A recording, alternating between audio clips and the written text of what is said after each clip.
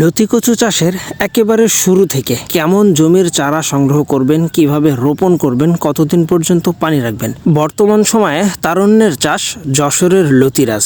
চারাগুলো সংগ্রহ করতে পারেন মাত্র 2 টাকা পিসেই। সারা বাংলাদেশে চারা ডেলিভারি করা হচ্ছে। সঠিক পরিচর্যার ফলে প্রতিটা জমি থেকেই অধিক পরিমাণের ফলন। ছোট লতিতে চারা জন্ম নিলে করণীয় কি, কেমন জমির চারা সংগ্রহ করতে হবে এবং কতদিনের ভিতরে চারাটা আপনি হাতে পেতে পারেন, যাবতীয় সকল কিছুই আজকের ভিডিওতে। দেশ ও দেশের বাইরে থেকে যে বা যারা আমাদের আজকের ভিডিওটি দেখছেন সকলকে জানাই আন্তরিক শুভেচ্ছা ও অভিনন্দন। প্রিয় দর্শক, দেখতে পাচ্ছেন ছোট্ট কিছু গাছ নিয়ে আজকে আপনাদের সামনে আলোচনা। যেহেতু বর্তমান সময়টাও লতি কচুর চারা অনেকে রোপণ করতেছেন, অনেকেরই রোপণের বয়স 3 মাস, 4 মাস বা 2 মাস, 1 মাস হয়েছে। বেশ কিছু গুরুত্বপূর্ণ তথ্য আপনাদের সামনে তুলে ধরবো। আর বিশেষ করে বর্তমান সময়টা, এই চাষটা কত বেশি উপযুক্ত একটা সময়, কতদিন পর্যন্ত পানি রাখতে হবে। তারপরে যে দেখতে পাচ্ছেন গাছের পাতা, কত মাস পর্যন্ত গাছের 3টা পাতা থাকবে, কত মাস পর্যন্ত গাছের 4টা পাতা থাকবে, গাছের আকার আকৃতি কীভাবে রাখতে হবে। বা অনেকেই জানতে চায় যে লতি কচু চাষের উপযুক্ত সময়টা কখন, সেটা নিয়ে মূলত থাকছে আমাদের আজকের ভিডিওটা। আর বিপুল পরিমাণ চারা ডেলিভারি হচ্ছে। আমরা মূলত কেমন জমি থেকে চারা ডেলিভারি করতেছি, যাবতীয় সকল কিছুই তুলে ধরবো ইনশাআল্লাহ।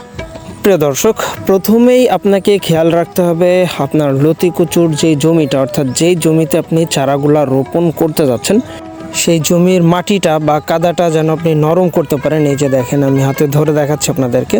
যত নরম কাদা আপনি তৈরি করতে পারবেন, আপনার গাছগুলা ঠিক ততটা দ্রুতভাবেই কিন্তু শিকড় ছাড়বে।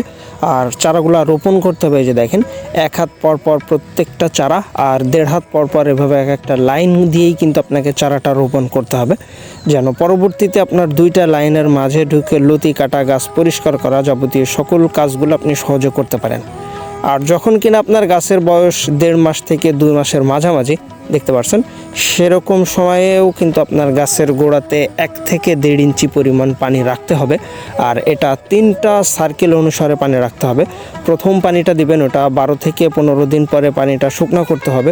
পরবর্তীতে আবার পানি দিয়ে সেটা 12-15 দিন পরে শুকনো করতে হবে। এভাবেই কিন্তু যখন আপনার গাছের বয়স 1.5 মাস হয়ে যাবে, তখন আপনার প্রত্যেকটা গাছের গোড়াতে ফলন ইনশাল্লাহ দেখতে পারবেন, যেটা আমাদের এই যে বর্তমানে দেখতেছেন। আসলে এভাবে কিন্তু আপনি শুকনাতেও লতি কচু চাষ করতে পারেন। অবশ্যই আপনাকে খেয়াল রাখতে হবে আপনার মাটিটা যেন নরম থাকে। আর প্রতি মাসে অন্তত 3 থেকে 4 দিন সময় নিয়ে আপনার জমিটা অবশ্যই শুকনো করতে হবে, যেটা এই যে দেখতে পাচ্ছেন। আর সাধারণত আগাছা একটা সমস্যা, লতি কচুর জমিতে সার ওষুধ প্রয়োগের ফলে কিন্তু আগাছার জন্ম নেয়। আর যার কারণে আপনার এই যে ছোট্ট ছোট্ট লতি গাছেই কিন্তু আবার চারার দেখা দেয়, এই যে দেখতে পাচ্ছেন। এই সমস্যাটা বেসিক্যালি নতুন যে গাছগুলা বা নতুনভাবে রোপণ করার পরে প্রাথমিকভাবে এই সমস্যাটার ভিতরে পড়ে অনেক চাষি। দেখতে পাচ্ছেন প্রত্যেকটা গাছেই, আপনার গাছের বয়স যখন 2 মাস হবে, প্রত্যেকটা গাছেই কিন্তু 5টা, 6টা, 7টা, 8টা এরকমভাবে লতি চলে আসবে। তবে অনেকেরই এই ক্ষেত্রে ভুল হয়, গাছের গোড়া থেকে শিকড় যদি দেখা যায়, অনেকেরই দেখা যায় ছোট্ট ছোট্ট লতির মাথা থেকে পুনরায় আবার চারা জন্ম নিচ্ছে, যেটা আমাদের এই যে দেখতে পাচ্ছেন। আপনাদেরকে একটা লতি ছোট করেই দেখায়, যে দেখতে পাচ্ছেন, এই যে দেখেন শিকড় দেখা যাচ্ছে এই লতিটা থেকে। অর্থাৎ আপনার লতি ছোট অবস্থাতেই সেই লতি থেকে পরবর্তীতে চারার জন্ম নিচ্ছে। এই সমস্যাটা আসলে হয় গাছের শিকড় দেখা যাওয়ার কারণে। আপনাকে অবশ্যই আপনার গাছের যে শিকড়টা, অর্থাৎ যে গাছ থেকে আপনি লতি পাচ্ছেন, সেই গাছের যে শিকড়গুলা, সেটা ঢেকে দিতে হবে। পর্যায়ক্রমে আপনাদেরকে দেখানোর চেষ্টা করব। এই যে দেখতে পাচ্ছেন। আর এই যে লতিগুলা, বাজারে কিন্তু এই লতির একটা ব্যাপক চাহিদা। আর যার কারণে বর্তমান সময়ে অনেকে জেনে, অনেকে না জেনে, অনেকে বুঝে না বুঝে লতি কচুর চাষটা করতেছেন।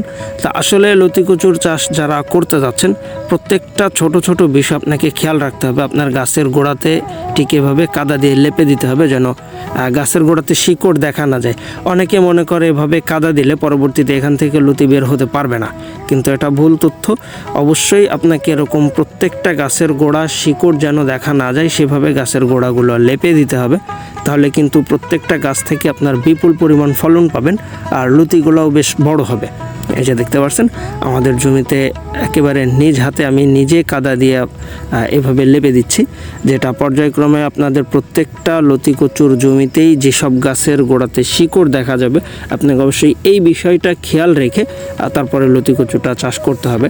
আর এরকম বিপুল পরিমাণ ফলন পেতে গেলে অবশ্যই আপনাকে পুরাতন জমির চারাটা সংগ্রহ করতে হবে। এই যে দেখতে পাচ্ছেন এরকম পুরাতন জমির চারাটা আমরা প্রতিনিয়ত সুন্দরবন কুরিয়ারের মাধ্যমে ডেলিভারি করতেছি, সুতরাং আপনি চাইলেই কিন্তু খুব সহজেই চারাগুলো সংগ্রহ করে নিতে পারেন।